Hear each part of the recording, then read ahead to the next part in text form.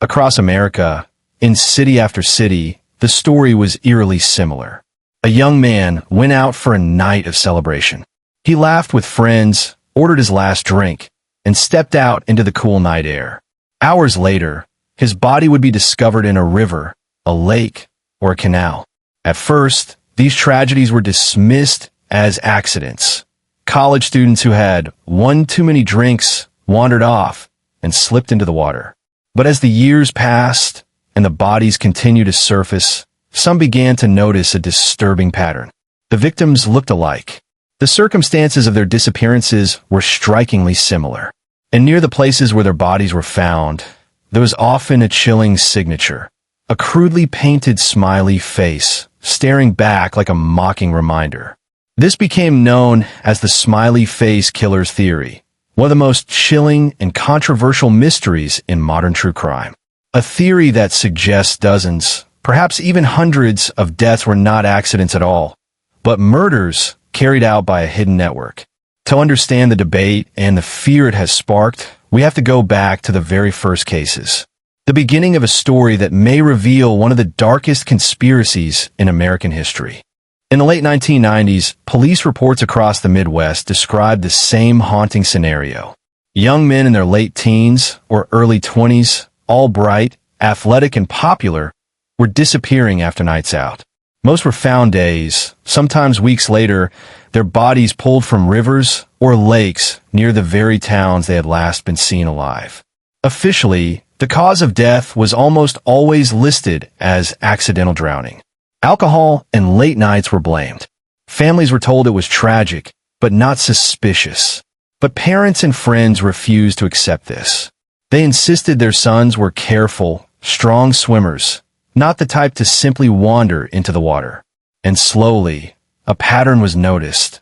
The disappearances followed the same script, unfolding the same way in city after city. Still, no one was listening, until two retired detectives began to connect the dots. They believed these weren't accidents. These were murders, and someone, or perhaps many working together, was leaving a trail of clues hidden in plain sight.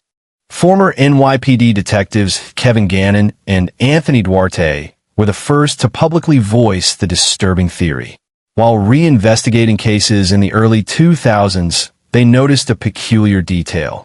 Near many of the waterways where bodies were found, graffiti marked the walls. Simple, almost childlike drawings. A round circle, two dots for eyes, and a curved line forming a smile. It was the classic smiley face. At first, it seemed like coincidence. After all, graffiti is common in cities. But Gannon and Duarte claimed they found the symbol in over a dozen cases across multiple states. To them, it wasn't random. It was a signature, a calling card left by killers who wanted their work recognized. If they were right, the deaths weren't just a series of tragic accidents. They were connected. The work of a group the detectives would later call the Smiley Face Killers. To understand the theory, it's important to look at the victims themselves. Most were college-aged men, often described as athletic, successful, and outgoing.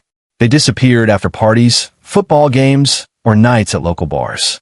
Security cameras sometimes captured their final moments, walking alone through dark streets, turning a corner, and then vanishing. Days later, they were found in rivers or lakes.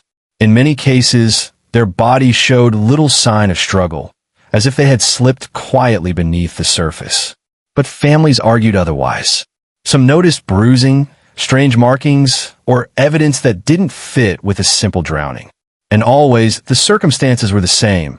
Healthy, fit young men gone without explanation. The question grew louder. Were these young men targets? And if so, why them? By 2008, the Smiley Face Killer theory had reached national news. Gannon and Duarte claimed there could be as many as 40, 50, even 100 linked cases across the United States.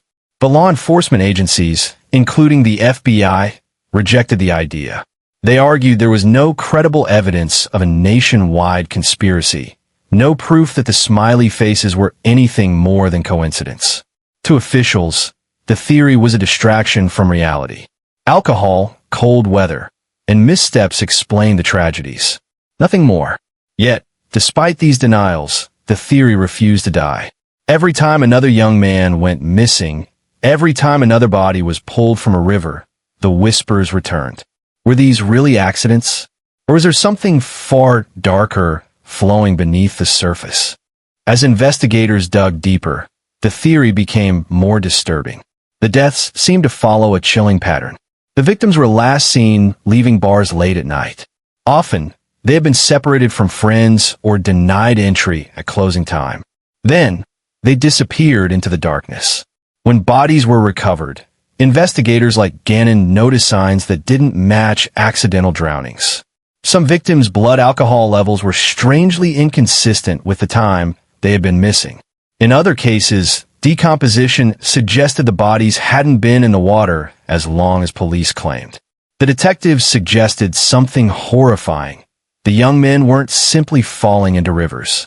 They were being abducted, held for days, and then murdered before being placed in the water. If true, the drownings were just the final act of a carefully staged crime. While authorities dismissed the theory, grieving families refused to let go. The parents of victims like Chris Jenkins and Dakota James described their sons as careful, athletic, and happy, hardly reckless drunks stumbling into rivers. They pushed for reinvestigations, pointing out inconsistencies in autopsy reports and unexplained injuries.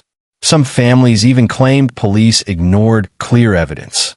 In one case, shoelaces were tied in an unusual way. In another, there were signs of restraint. Again and again, families asked, why was this overlooked? To them, it felt like their sons had been forgotten, their deaths reduced to statistics. But they were convinced the truth was being buried, just like the bodies pulled from the water. Not everyone believed the Smiley Face Killer theory. In fact, most experts strongly rejected it. The FBI stated publicly that after reviewing evidence, they found no proof of an organized group of killers. Many criminologists argued that alcohol, cold nights, and misadventure explain the deaths. The graffiti, they said, was meaningless. Smiley faces are one of the most common tags in the world. Skeptics accused Gannon and Duarte of chasing a conspiracy, of building connections where none existed. To them, the theory wasn't just wrong, it was dangerous, giving false hope to grieving families and distracting from real investigations. But despite the criticism, cases kept coming. And each time, the similarities were impossible to ignore. Even into the 2010s and beyond, the deaths continued. College towns in Minnesota, Wisconsin, Pennsylvania, and Massachusetts reported eerily familiar cases. Missing students, bodies in water, questions without answers. One of the most publicized was Dakota James, a 23-year-old from Pittsburgh. He vanished in January 2017 after a night out with friends. Weeks later, his body was found in the Ohio River. Authorities ruled it accidental. His family insisted otherwise, pointing to strange marks on his neck and inconsistencies in the timeline. Each new case reignited the debate. Were these isolated tragedies or chapters in a chilling series of orchestrated murders? As the years passed, the Smiley Face Killer theory remained in limbo, half dismissed, half feared. There has never been a conviction tied to the alleged network. No evidence of a cult, no suspects proven guilty. And yet, the questions linger. Why do so many victims fit the same profile? Why do the deaths occur under the same circumstances? And why does the symbol of the smiley face appear, again and again, near the very waters that became their graves? Whether it is coincidence, a cover-up, or something far darker, one fact remains. Young men are still disappearing. And for families left behind, the fear is real. Because somewhere out there, if the detectives are right, the killers are still smiling. As the theory spread, the media picked it up.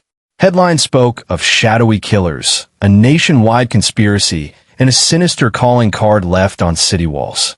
Documentaries and news specials fueled the fire, drawing in viewers with the haunting phrase, the Smiley Face Killers. In college towns, fear took root. Parents warned their sons not to walk home alone after a night out. Students whispered about vans, strangers, and rivers that seemed to claim lives every semester. But for all the attention, the truth remained frustratingly out of reach. Some saw the coverage as sensationalism. Others believed it was the only way to keep the story alive. What was undeniable was the impact. The deaths were no longer seen as isolated accidents.